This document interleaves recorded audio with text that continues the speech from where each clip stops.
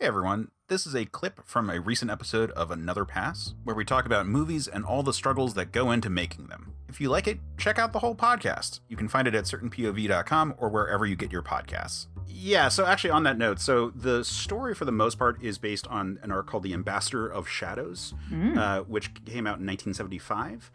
The title itself is a reference to Empire of a Thousand Planets, which came out in 1969. So there's a lot of like arcs that it kind of like draws upon, and my understanding there is like a similar kind of sequence in Ambassador of the Shadows that it is pulling from, but again, that's from the 70s. It's from the 70s. Like, yeah. I mean, I don't want to immediately derail, but for contrast, like the Sandman just came out on Netflix, and it's based on a comic from like the late 80s, early 90s, and there are parts of it that have been updated and changed. Like it sort of treats the source material like a first draft. And then in the new one, it's like, oh, you know, that was like 40 years ago. We're going to do it a little bit differently now.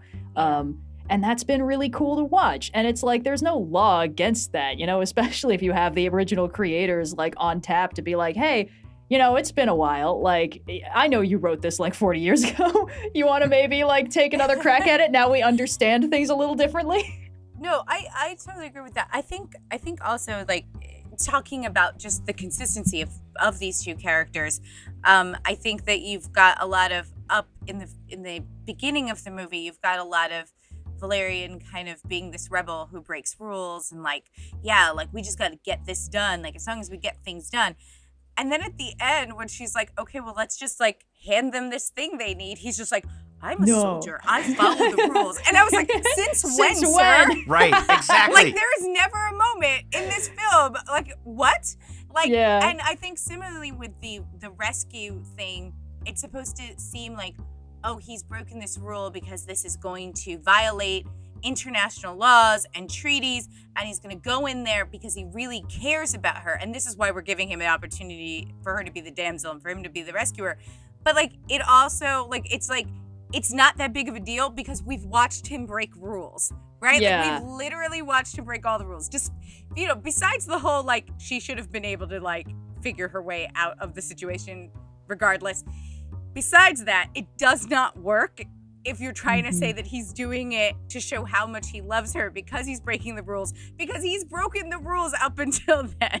Also, like, they talk a big game about, oh, we absolutely cannot go in there, you know, there's like rules or something, but we're gonna sneak in. And then immediately they're like, all right, let's pull out swords and just start slicing and dicing. And it's like, are they gonna face I feel like they were under the impression that they were gonna face consequences for doing anything bad in the you know, in the whatever that spot in the satellite was. Yeah. There are a lot of feelings of consequences, or a lot of things that feel like they should have consequences that don't actually happen in this movie. Yeah. I think that's part of the problem of the stakes aren't really there. Like what is going to happen to them? What is going to happen to humanity for fucking up anything is not really clear in this. It's like, oh, we might pay some money. Yeah. I mean, that is the worst thing, Case. Come on. Paying a fine? Oh, I'd hate that. That part right at the end, I actually was like, wow, the movie's threatening to make a point all of a sudden. And I kind of liked that because, you know, the obviously nefarious colonel who'd been covering up the stuff. Like that B plot about the covering up the destruction of Planet Mule, that was really cool. I was so invested in that. And like Wait, is that the B plot? Well, the A plot is apparently our two protagonists and their scintillating romantic tension. But the B plot is all the other stuff happening. And like the sort of like tight ass General Hux looking military guy who like initially looks like a bad guy, but then starts investigating and is like, wait a minute, something's rotten here. Like that guy.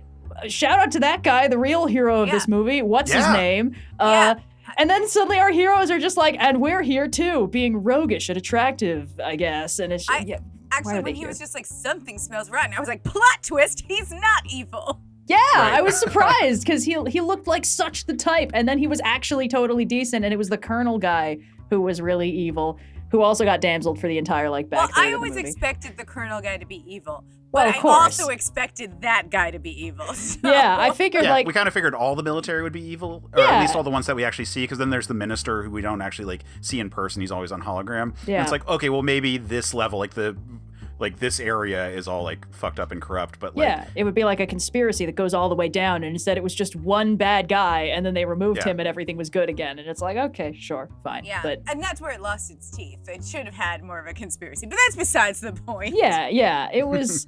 There were a few parts at the end of the movie where it's like, I don't know, were they tired or something? It felt like they didn't sufficiently explain a few things that were extremely important. I'm not even sure I understand what the Pearl's plan was, and what they did with their weird steampunk engine thingy that they stuck the pearls in, because initially when I first watched the movie, I assumed they made like a holodeck and that was it. Yeah.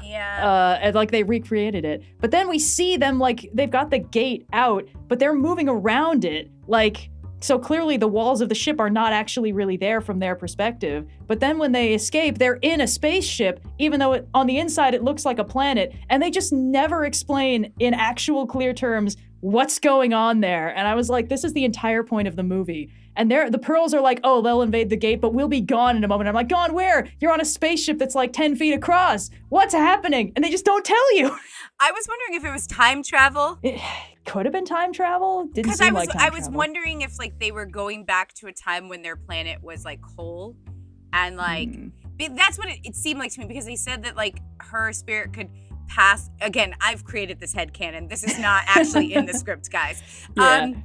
This is how I interpret it. So like like basically she was able to send her soul through time and space to find someone who could save their people, and they needed this, like they needed the creature and the pearl to kind of bring that forward, and that's why they weren't going to be there. And I assumed that it was because they were actually sending themselves and their essence back in time to their planet, which is why it looked like their planet, because whatever gate they were able to open with the technology they learned, they were doing that.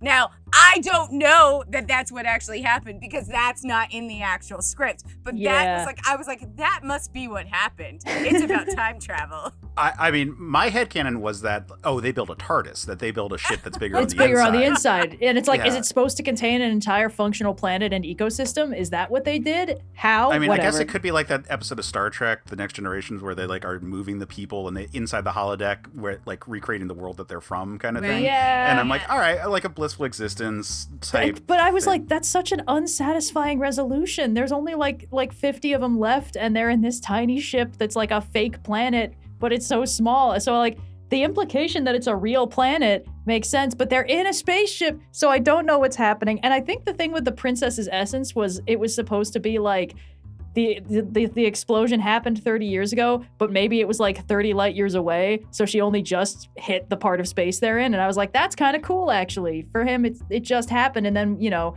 the minute we see the first pearls and it's like, oh, it's the only replicator in existence, it's like, but we just saw like 8 of them. What do you mean? Oh, wow, I wonder what happened. So it's, you know, it poses these interesting world building things. But then at the very end, it just stops explaining stuff, like really important stuff. And that's also when you get that, like, I'm a soldier, I follow orders, Loreline. And it's like, No, when? you haven't the entire time. And like, it's almost as weird as Loreline suddenly being like, love is the most powerful force in the universe. And it's like, well, I mean, look, I understand she's undergone character development, but this is a little bit out of nowhere. And also, I didn't know they loved each other. He'd also just punched the Colonel in the face like 3 minutes prior to being like, I follow orders, Loreline. It's like, Right. did you? Is it okay because he didn't explicitly order you to not knock him unconscious? Anyway. He didn't say, don't punch me. Yeah, so that counts. Everything's fine.